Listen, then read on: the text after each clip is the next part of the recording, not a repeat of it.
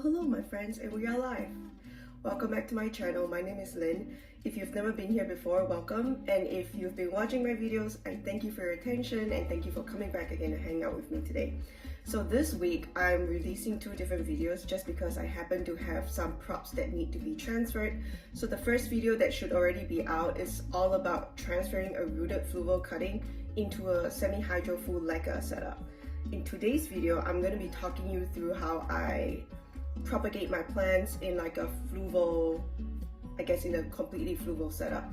In this case, my mix today has fluval and pond, but to be honest, the same technique would apply in a variety of different mediums that you choose to do this in. You could do this in complete coco coir, you can do it in full fluval, which I often do. You can do it in full pond. I've also rooted cuttings in just full lacquer. This would work for all of those mediums. I have personally never propagated plants like just in full soil mix. So I've never like taken a cutting like that and go boop into soil mix and just rooted it that way. Personally, I've never done that, but I know a lot of people usually do that in like a prop box. But again, I don't usually root my cuttings in prop boxes or cabinets. So this is what works for me in my conditions. Alright, so before we move on with the rest of the video, I wanted to show you my mother plant, and this is the Hoya Irina. I'm chopping up the top node because I really want to trigger more growth in my mother plant, and here she is. I wanted to also show you exactly where to cut on your mother plants so you know where to chop your props basically. But for Hoyas, you don't have to remove any leaves, you don't have to keep a node under the substrate at all. So just chop where the line is on the screen, and you basically want to keep the node intact with a good length of stem, and all the roots are going to come up from the stem. They're not actually going to come up from the node itself. I hope that helps. So once you've done your cut on your mother plant, this is what you should be seeing. You should be seeing a node with 1 to 2 leaves or more leaves depending on the growth pattern of your Hoya, a good amount of stem so that roots can grow out of that stem, and that's it. That's how your Hoya propagation should look like. Alright, so now we need to talk about what my conditions are. So my growing conditions are indoors between 65 to 75 degrees Fahrenheit, sometimes even up to 80 degrees Fahrenheit in summer where we're not turning on the AC and we're just using fans. I don't use any cabinets. I don't use, most of my plants are not in any kind of box or like an enclosed environment of any kind. So this particular setup works really well for me, rooting my Hoyas in an ambient condition.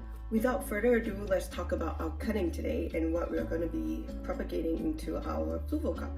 So here is a beautiful, oh my goodness, look at those veins and splashing and that round leaf. It's like a nice little pointy end. So this is a Hoya Irina. I highly recommend it if you don't already have this plant. It's not the fastest grower, so I'm gonna warn you right out the gate. It's not the fastest grower, but it does produce some stunning leaves. Mine has never bloomed for me, but I can't wait for it to bloom eventually. Hopefully it does. Anyway, so we have our prepared cutting here. This is the stem where all of the roots are going to be coming out from, and if you look at this stem, you're going to see like some little white bumps on there. Those are going to become the future roots. Okay, so I have my vessel of choice here. This is a little shot glass cup that I got from Amazon. I'll link it down below in the description box. It's nothing special, it's just the cheapest shot glass cup I could find. I really like the quality of this one in particular. I think the plastic is pretty sturdy. It's very nice and clear, so you can check the roots. Honestly, if you don't like clear cups, you could also do like a clear colored cup, but I would recommend at least some kind of a see-through cup so you can check the progress of your roots without pulling the plant out all the time. Okay, so the next thing you want to do is take your cup and obviously make sure that your cutting is going to be like a good fit, and in this case we have a perfect fit. So this is what we're going to be using for this cutting today. And the next part is going to sound so dumb, but it is really that simple. Here is my fluval. I have some random pond mixed into the fluval, not for any special reason, to be honest. I know I've heard from other people that mixing some rocks into your fluval helps develop like stronger roots and all of that. But personally, I grow a lot of my plants in semi-hydro, especially after I propagate them. I haven't really quite seen a very important, very distinct difference if I didn't mix rocks into my fluval. So most of the time, I usually prop them in full fluval. In this case, I have some pond in here mostly because I ran out of fluval, so I was just trying to make up for volume. Yeah, there's no special reason to this. There's no recipe to this. Usually I just do full on fluval. And then if I'm completely out of fluval and I don't feel like ordering new fluval, I will usually straight up just put the plant in a cup of leca. And that has worked as well. Which reminds me, I just recently got this cutting from a local seller. So this is a Coricia Silver, beautiful cutting. But guess what? This is in full perlite. So choose the medium that's going to be most cost effective for you and that is within your means. I don't think a hobby should be overtly expensive or in any way stress you out. This is a hobby, it's supposed to be fun. So the moment it stops being fun because it's getting too expensive, choose other alternatives. You don't need the most expensive fertilizer or the most expensive cow mat for your plants to grow beautiful. You really don't need that. So just choose alternatives to everything else that people are talking to you about, that I am talking to you about, that meets your budget and meets your hobby where you're at. But again, you can do it in almost anything. And I think if you do it in, and most people highly recommend like a prop box, which I don't have, but I would probably recommend you do a prop box just because I think prop boxes probably do accelerate the growth because it keeps the humidity in there, so the conditions are really nice and ideal. But I don't do that and my plants root up just fine, and you can do that too. So here's a Coricia Silver in full perlite, but we're going to be doing the Hoya Irina in my mix, which is fluval and random pond in it.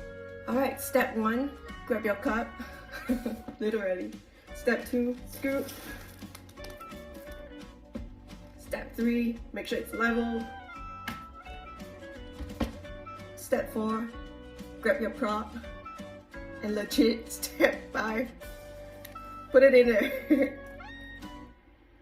And that's it. That's all there is. No, sorry. I was just kidding. There is a step 6. Step 6, grab your water. And then squirt it into the cup. So for me, in my growing conditions, because it's pretty dry, it's not in a cabinet or anything like that, but I fill up my fluval cups all the way to the top. I find that it works better for me that way. And then I will probably water this every 2 to 3 days, and you can never let this go dry. So I never ever let the fluval cups go dry. I just water it every 2 to 3 days, and if it's drier in whatever climate that you're in, then just squirt a little bit of water every single day. But the point is, I keep it completely wet for the duration of about 4 to 8 weeks, depending on how long I want to root this. But yeah, that's Hoya propagation. It's very easy. It's something that you can definitely do and achieve in your home in any budget. Yeah, I remember like when I first started getting into Hoyas, and the idea of propagating something felt very daunting to me. So I hope this video has made it very simple and approachable and has helped you feel like this is something you can do too. Oh, before I end the video, this is not just regular water. I almost forgot to mention. So I prop all of my plants in either rooting powder or rapid start. I really enjoy this product from General Hydroponics, and I would highly recommend it. The concentration for this, like this tiny bottle has lasted me for months, and I think I still have probably about 70% of it in there. But the dilution is very basic. It's just 1/4 of a ml to like a liter of water, or you can do 1 teaspoon per 5 gallons of water. I just use a little syringe and I squirt like 1/4 of a ml or like half a ml into my 1 liter bottle, and I just shake it up, and then I decant it into this little squirt bottle, and I use this to then squirt water into my propagations. And that brings me to the end of this very simple tutorial video. Feel free to comment down below in YouTube, and I'll respond to your comments when I see them. Or if you have any more specific questions, you can also send them to me via Instagram or like Facebook.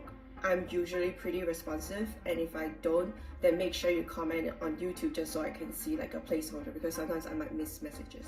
Alright, and that's it. Have a wonderful day. Thank you for tuning in. If you enjoyed this video, please like, and then please also subscribe to my channel so you can see more videos like this one.